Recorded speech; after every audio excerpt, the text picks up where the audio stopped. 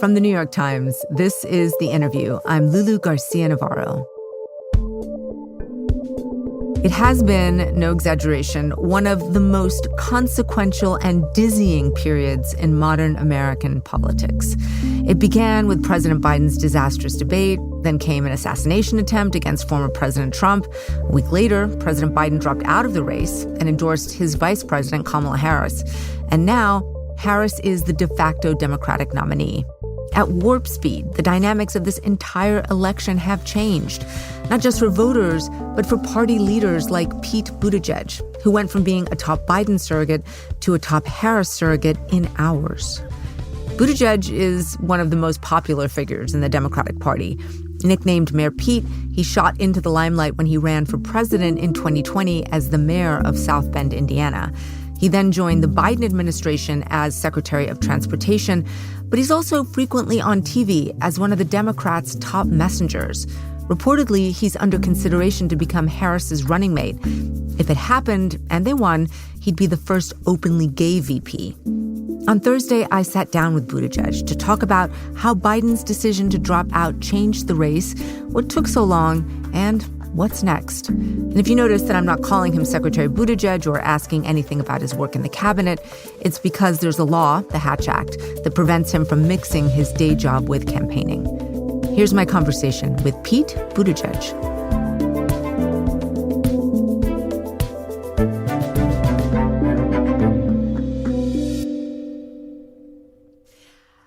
This has been a shocker of a week. And now Democrats find themselves having to kind of build the plane while they're flying it. They're sort of redefining the race. They're having to introduce a new candidate. They're building momentum in the electorate. What have you found most surprising as you've been out campaigning for Vice President Harris? Well, yeah, we've certainly had one surprise after another these last few weeks. But what's been really interesting is to watch how she has built her campaign so quickly.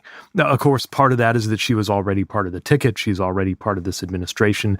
The overall values are the same. The themes are the same. And yet, she did a lot more than just create a campaign organization or rebrand a campaign organization in a day or two. You see her sounding themes that are distinctively hers. And I think seeing that happen so quickly has been really impressive.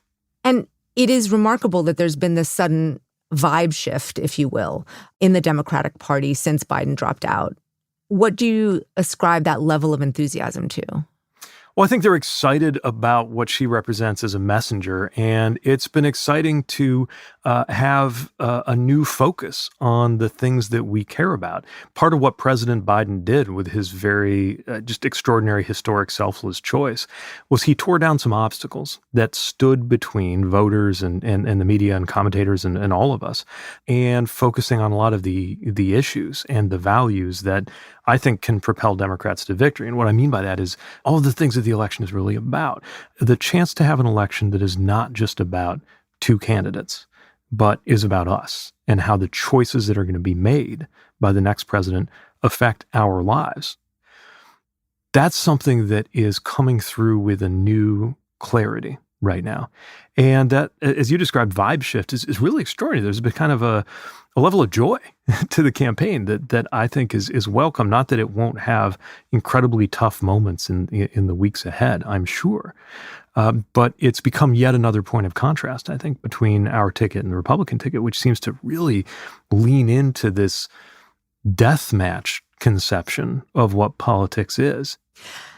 Tear down obstacles. I mean, the obstacle, many would say, was President Biden himself to this moment. A New Times poll shows that over 80% of voters are happy that Biden dropped out. Clearly, voters were hungering for something different. I mean, why did the party ignore that desire for change for so long? Well, I think this is something the party was wrestling with for a long time. And then the president wrestled with it personally. And then he did something that is world historically rare for not just the leader of a country, but the most powerful person in the world to lay power aside. And it was really moving to watch in his speech the way he explained his thinking and said that this is not about me, it's about you. But at the same time, I also think his choice consolidated his standing, his presidency, and his legacy in a way that makes me proud of him. I want to talk about that decision, but I first want to just ask you about how the decision came about because, CNN reported that there haven't been any full cabinet meetings since late last year. And so I don't know how often you were meeting with President Biden himself, but as a surrogate, did you not have any questions or doubts about his abilities? Last time I was working with President Biden really closely was during a disaster a few months ago. I'm reminding myself I'm not supposed to appear in my official capacity, so I won't delve into that. But look, nobody's denying that he's 10 years older than he was 10 years ago. And unlike what you see in the Trump personality cult, we're not going around saying that he leaps tall buildings in a single bound and as strong as an ox. The point is that he's really good at being president, and in my view, still is. Hearing you have framed it as he sacrificed for his country, that this was a noble act. But the reality was that he was facing sliding polling numbers. He saw defection of donors and members of his party. He could have made that choice weeks ago, giving Vice President Harris or any eventual nominee a much longer runway and time to defeat Donald Trump. And he didn't do it. Did he wait too long? One of the things you sign up for when you go into politics, and certainly when you're in high office, is everybody else telling you what you should have done. And we can all say he should have done this, or he should have done the same thing but a different time, or should have done it in a different way. But the fact stands that he did an extraordinary thing, in my view, a selfless thing, and in my view, the right thing. We in the media, we're raising legitimate questions about Biden's age and his ability to run, and yet reporters were being excoriated by the campaign for asking those questions and by Biden in public. How do those attacks on the press sit with you, now knowing what we know? Well, look, I've never participated in an attack on the press. I think that it is natural to feel strong, passionate, defensive even, about the person you believe in when you feel like they're being attacked, especially when you feel like they're being attacked unfairly. And there were a lot of moments where there was a sense, certain dimensions I think were unfair. For example, the fact that in a given day you might have almost identical flubbing of names by the two major candidates, but only one of them would have that be kind of plastered in certain people's commentary. So there was a sense, and look, again, it's the nature of being passionate about the person you believe in to come to their defense. But at the end of the day, what happened was one of the most extraordinary and rare things ever. And look, I say this as somebody I have launched campaigns. I know what it's like to end a campaign. And I also know that he did what he feels like is the right thing and what I think is a decision that will allow him to concentrate on the presidency and allow the campaign and the party to concentrate on the campaign. We've seen just Democrats rallying around the VP, and we started this conversation by talking about how quickly everything has coalesced. There was a lot of discussion in the weeks after Biden's disappointing debate about what another nomination process could look like. And at the end, it just doesn't seem like there's been any appetite for an open convention, a more competitive process among Democrats. Why do you think that is? I think a lot of people looked at her, looked at what she brought, looked at the importance of quickly bringing the party together, and reached that conclusion that backing her was the best way to do that. And again, I know a little bit about this. I remember making the toughest decision of my personal political career, which was the decision to end my presidential campaign, and realizing that even though I wasn't a candidate anymore, what I did mattered, and I had a responsibility to try to do what I could to lead to a good outcome. And that led me to decide very quickly to back President Biden's campaign. And this felt like a similar moment where, whether it was by dint of being in office or just being somebody with a platform, there were a lot of people who had a lot of influence and therefore a lot of responsibility. And just about everybody decided the best way to use that influence and responsibility was to help bring the party together quickly. I mean, it's good politics. Do you think people actually came to these conclusions individually, or was there a sense from the party leadership that everyone needed to fall in line? Well, Democrats are not exactly famous for falling in line when we do something like coalesce that quickly. I think it's because there's a real sense up and down and throughout the party that it's the right thing to do. I'm not sure I've ever seen us this quickly unify around anything. I mean, switching up the ticket has offered Democrats this chance to reset, not just on the person, but on the message and the policies. President Biden, for example, has taken a lot of heat for his handling of the war on Gaza, inflation, the border. Would you like to see the Harris campaign differentiating itself on those particular issues? Well, I'll leave it to her to indicate where there will be continuity and where she might have a different approach or maybe just a different emphasis. What would you like to see?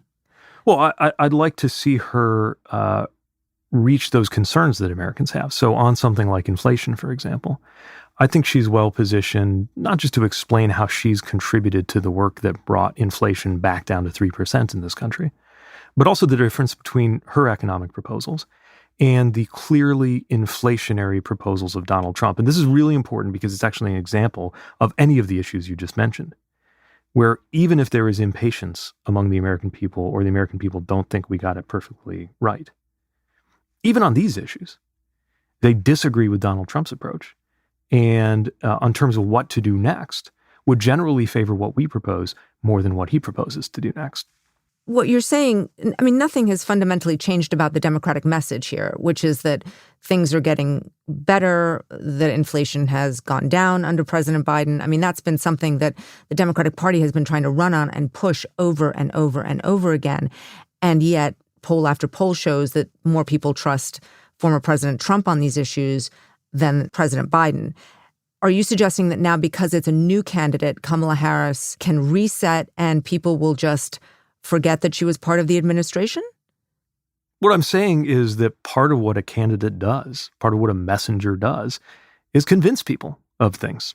And I think she's a very convincing leader. There's been this discussion about how to define Kamala Harris now, right? And so part of what Democrats like yourself and others are trying to do is show her for who she wants to be as the next president of the United States.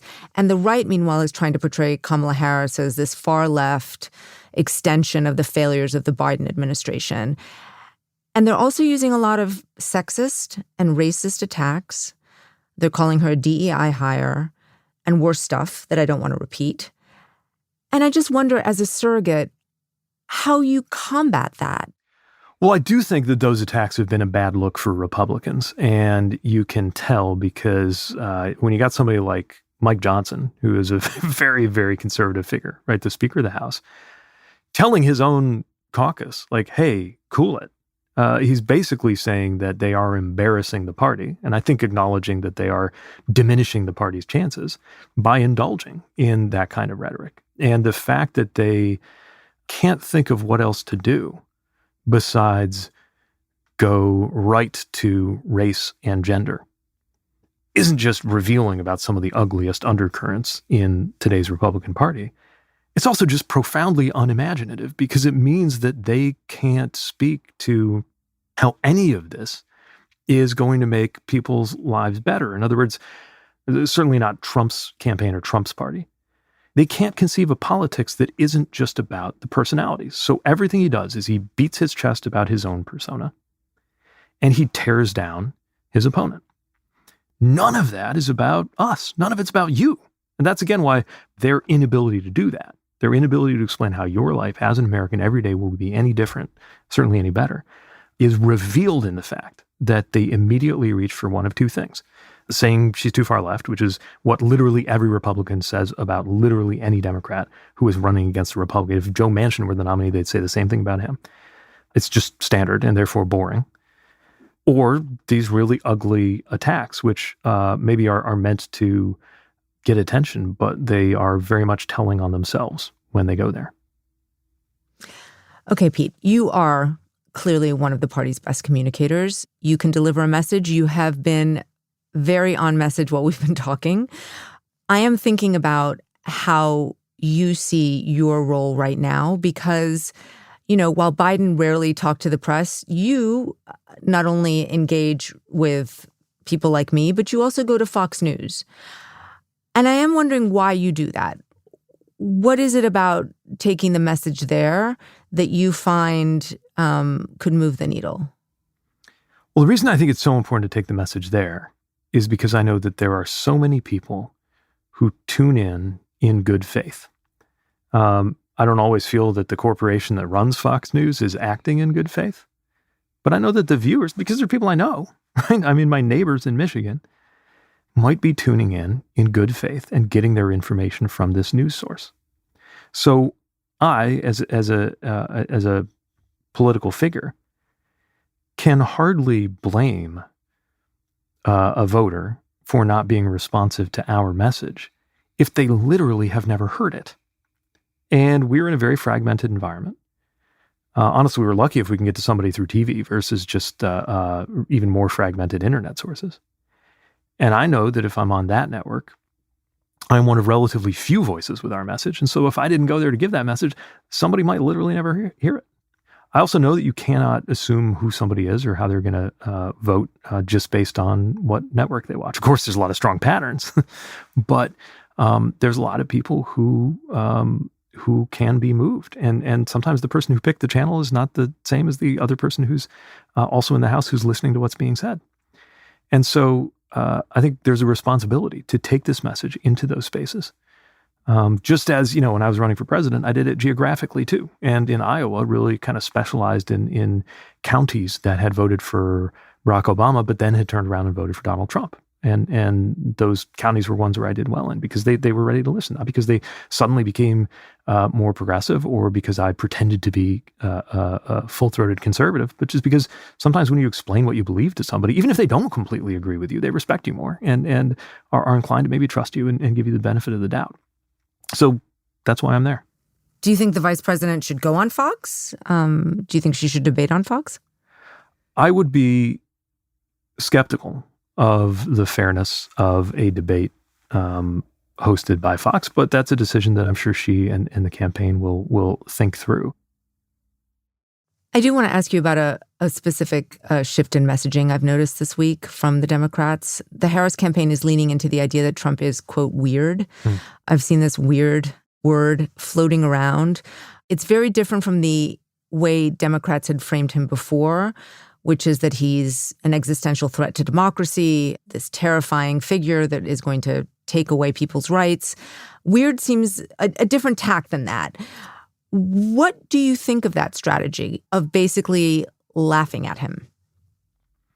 Well, to be clear, I think we're doing both. We're talking about the implications for democracy and noting that he is obviously a strange person who's getting stranger. I mean, I think one of the things that, especially now that we have a generational difference between Kamala Harris and Donald Trump, who's a generation older, is that we're watching his trajectory. Not that he was ever the most disciplined and straightforward person, but 4 years ago, even I would be still taken aback if he was like rambling about electrocuting sharks and all these other things you see him doing that really are weird. And you got to ask yourself, is that the kind of person you want in charge of the country? Especially because we saw how not just weird but chaotic it was last time. And part of the promise of a Kamala Harris presidency is actually the prospect of a comparatively normal Republican Party. What I mean by that is, beating Donald Trump the first time in 2020 ended his term, but it did not end his grip on the GOP. Beating him twice would, I think, have a different effect on a lot of people in the GOP who know better than to be on board with him. He goes against their values too, not just my values, but they've gone along with it because they think it's the path to power. And it would become abundantly clear that that is not true if we beat him, not just the way we beat him in 2020, not just the way we indirectly beat him in 2022 in the midterms, but beat him a second or so to speak, third time. And we will always have fierce and meaningful disagreements between Democrats and Republicans, but there's a chance of that difference, those debates, being a little less ugly, or to put it another way, a little less weird. What I'm hearing you say, and please correct me if I'm wrong, is that if Donald Trump is defeated in this election, then perhaps the Republican Party can be freed from his grip? I think so. Look, I made myself watch the first couple Republican presidential debates when we still had a lot of Republican candidates this cycle. And there were still some things that I thought were pretty fringe. And just about everything I heard I disagreed with. But apart from some of the darkness of Vivek's populism, most of what you saw on there, you could be forgiven for thinking you were looking at a more normal Republican Party, were it not for the fact that the entire thing was an undercard because Donald Trump wasn't there and he was and is dominating the party. Look, we have fooled ourselves many times before into thinking that the fever would break. We thought it would happen before he was elected, when the Access Hollywood tape revealed that he had boasted about sexual assault. We thought it would happen when he was defeated, but he wasn't, in 2016. We thought it might happen after January 6th, and it very, very nearly did. So many of the people who are now kissing up to him basically turned their back on him then. It felt we got so close to the fever breaking, but it didn't quite break because Republicans found that their access to power still depended on their standing with Donald Trump.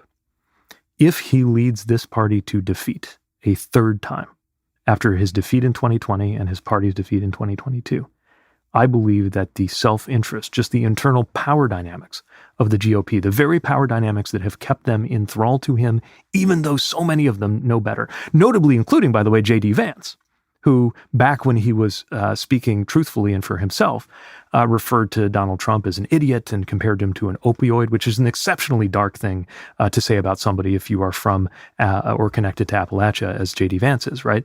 And that was in public. In private, comparing him to Hitler, and now turning around and supporting him. But my point is, all of that finally breaks loose if they realize that attaching yourself to Donald Trump doesn't just destroy your character, it destroys your access to power. You know, you've talked about this fever breaking that you have an appetite for, but we just had an assassination attempt against former President Trump. And he got off the floor and he raised his fist in the air with the American flag waving in the background, and he said, "Fight, fight, fight." And his popularity now, in more recent polls, has gone up. People see him as someone who takes his licks and keeps on ticking. And that speaks to, for some people, real fundamental American values about being tough and not caving into intimidation. And so I'm just wondering if you think that a moment like that, you know, really breaks through to people and makes him seem fundamentally different than the way that you're describing him, which is weird and aging and vindictive, et cetera. Well, I think lots of things can be true at the same time. That was an extraordinary image. And it is true that he was injured in an attempt on his life, and he got right back up. And that's why that image is so powerful. But it doesn't change the fact that he has shown himself to be vindictive and backward-looking and more interested in his past than in our future. And I would add, there was a moment in the wake of that horrifying moment. There was a sense that he would follow that up by taking the stage at the RNC in Milwaukee and demonstrating his capacity to help bring this country together. And for a few minutes, he stuck to the script, and it looked like that was going to happen. And then the next hour and a half happened. And it was as backward-looking and rage-filled and self-obsessed as anything he would have been saying 1 year or 3 years or 5 years ago.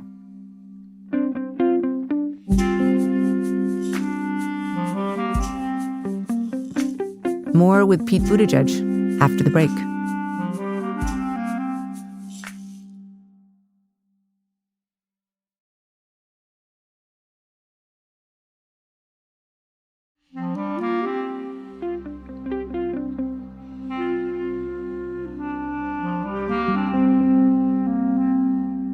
You mentioned JD Vance, and I do want to also ask you about him.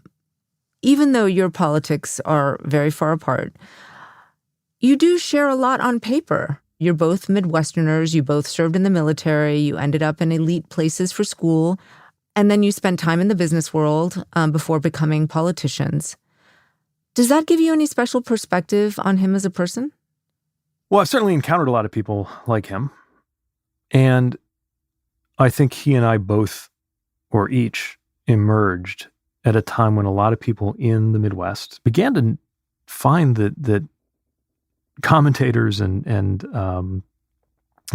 figures from the coasts were kind of approaching our part of the country almost like we were these kind of, almost with exotic fascination.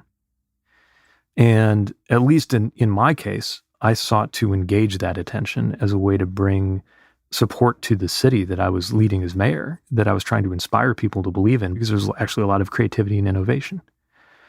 I think in a different way, he chased that same vibe. It seems to have led him to Silicon Valley, but then it led him to this place where he's advancing a vision that is terrible for places like where I come from, and I would argue where he comes from. But the other thing I would say is, he has traded on fascination about Midwestern stories and Midwestern values.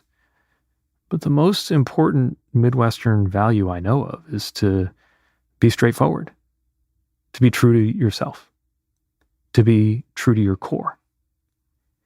And because he spoke unequivocally about how sinister and unfit Donald Trump was just a few years ago, only to flip around, embrace him, and be on his ticket so that he can have more power, people are wondering if he has any core at all. Have you read Hillbilly Elegy? It's one of those books that I own but haven't read. Just to be honest. I've dipped into it. I haven't read it cover to cover. Speaking of vice presidents, the next big decision, of course, for Harris is who her own VP is going to be. And in a recent NPR PBS Marist poll, I'm sure you know this, you are tied with Michigan Governor Gretchen Whitmer as the most popular person for the VP pick. I know you're not going to tell me if you want the job or not, but do you think you'd be a good vice president? I don't think it's appropriate for me to talk like that, knowing that the person who needs to make that decision is the person who's going to make it, and that's her. Not me. What I will say is I'm going to do everything I can to help her become the next president. And would you like to be vice president? Again, I don't think it's appropriate for me to wander down that path with you right now. What would it mean, though, to have an openly gay vice president? I think just as it does in the job I'm in now, and just as it did as mayor or to run for president, as someone who's openly gay, it means that what used to be an indomitable barrier isn't anymore. As recently as 10 years ago, I think any knowledgeable person would have said that the idea of an openly gay person pursuing a presidential campaign and getting anywhere was not just uphill, it was preposterous.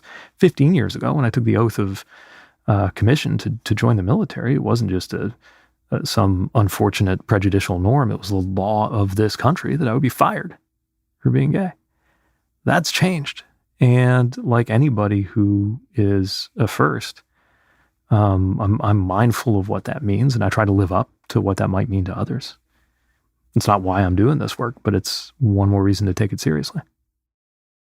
Whoever the VP is, identity is going to play a huge part in the race. Harris would be the first woman of color to lead a major party ticket. And I will say that, many of the Black and brown women friends that I have said to me, you know what, there's no way that she'll be elected. There's like a fatalism there, a cynicism about just how far we've actually come as a country. What would you say about that? I completely get where that comes from. And yet, even in my short career and life, I have seen these impossibilities turn into realities. Things that were, again, not just unlikely, but would have been considered ridiculous, have become the norm again and again and again. And not the easy way. I mean, through struggle and persistence. These but things it's can happen, but if that isn't true, then why does she have to choose a white guy as a VP? I mean, that's who's being vetted. look, she's going to choose. Nobody knows more, other than maybe Joe Biden. Nobody knows more about the vice presidency than she does. Nobody knows more about the job of running mate. That's not than the she question. Does. And the question is about why does she choose? If it isn't true that there is a concern. But this is what my answer. What I'm saying is, for very good reasons. She knows what she's doing. She knows the job. She knows what she wants, and she knows the people out there who she's going to want to consider. But again, the other thing I would say, and certainly about her future presidency, which will be historic, is that before something like that happens, people always think it's impossible. So many people thought that in 2008. Anybody who is going to be a first has to overcome that skepticism. Last question. I assume at this point you know Kamala Harris very well. Do you have any specific story about working with her, something about her as a person that you think voters should know? I think people do know this, but she is not just impressive, she's smart and funny. And the best chances I had to see this were when I was very involved in debate prep. I was asked to effectively play Mike Pence, which is a very strange psychological thing for me to do. But I'm so glad I got to do it because I got to see her in action. And what I love is that is coming through. So often you hear about politicians. It is true sometimes. They say, oh, this person's like really funny and loose, but it just doesn't come through on TV. Or this person's smarter than you would think just watching on TV. But I actually think what's interesting, not just TV, but the internet has picked up on the fact that she has this great sense of humor. And I think it's, by the way, also revealing that the GOP's tried to attack her for it, and that's fallen flat. I mean, even just this idea of, sending around images of her laughing as if her joy is something that, looks bad, when actually what looks bad is to be the doom and death march Republican Party against a Democratic Party that on one hand is very clear-eyed about the enormous stakes of this election, and on the other hand is visibly enjoying ourselves right now. Pete Buttigieg, thank you so much. I appreciate your time. Thank you. Covered a lot of ground there. Whew. We did. I appreciate it.